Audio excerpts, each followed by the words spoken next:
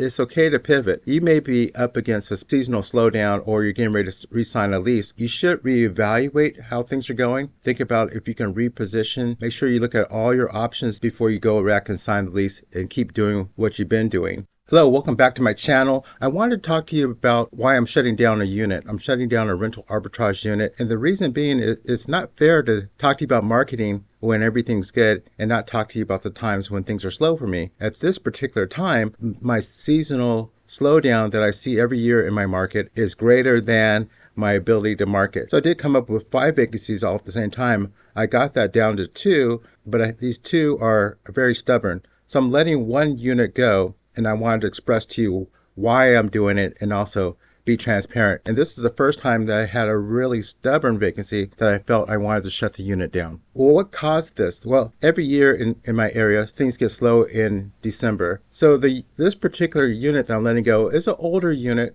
We've had it for quite a while, since 2018, and furnishings have already been paid off. And it's done a lot of good for us. It's made us a lot of profit. But people's tastes have changed now. I'm seeing a lot more requests for 2-bed, 1-baths, and this unit is just a 1-bed, 1-bath. Also, it's got dated cabinets, and I just can't overcome that. It has a dated look. I'm seeing a demand for 2-bed, 1-baths now, and pet-friendly. Those units that I have like that are always booked up. I would want to let go of one of my 1-bed, 1-baths that's underperforming and then go for something that's in demand for us in our market now. I'm letting it go because at this point we've been building our marketing and our search engine optimization on Google. We're ranking high on Google now when people search for us, and I can translate that into co-hosting and marketing other people's units and recovering in profit by managing someone else's property. So I'm able to pivot now because we've done a few things right. So really, we're letting this thing go because, well, it's vacant, but we've accomplished our mission, and I'm going to talk to you about that next. Now, in hindsight, what I see is that we learned something about this unit that I wasn't expecting. One of them is that this particular unit gets too hot in the summertime, and the air conditioner, the wall unit, is just not able to overcome that heat, and I have to bring in a portable air conditioner, and that works, but it looks clunky, and I don't really want to be on the hook to have to manage that piece. So this particular rental arbitrage is not one of our keepers.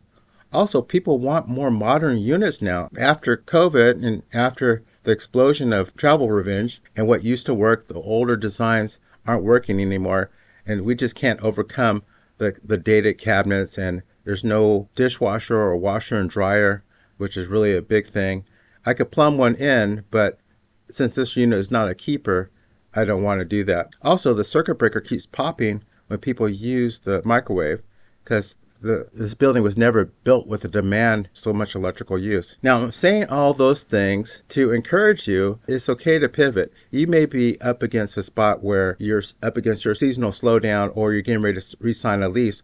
You should reevaluate how things are going. Think about if you can reposition. Make sure you look at all your options now before you go back and sign the lease and keep doing what you've been doing. Now, rental arbitrage is not a permanent asset for you. It's just a job for you. It's a great job, but it is a job and it is temporary.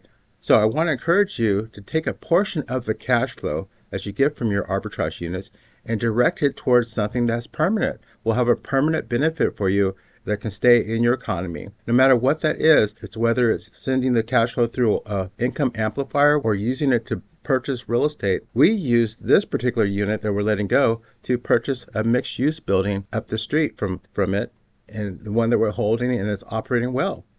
So keep that in mind. That is so important. Make sure you get a permanent benefit out of your temporary rental arbitrages. Now, if you want to learn more about how to do that, I have a coaching and training program that can help you. And I teach marketing as well. That's how we're able to position ourselves to have a web presence that we can translate into money as well. So check the links below on that. We're going to set up some special pricing. Just email me about the special pricing for our new coaching and training program. And in the meantime, what I want you to do is go check out this particular video that talks about how to automatically collect email addresses for your Airbnb bookings. Okay, I'll see you over there.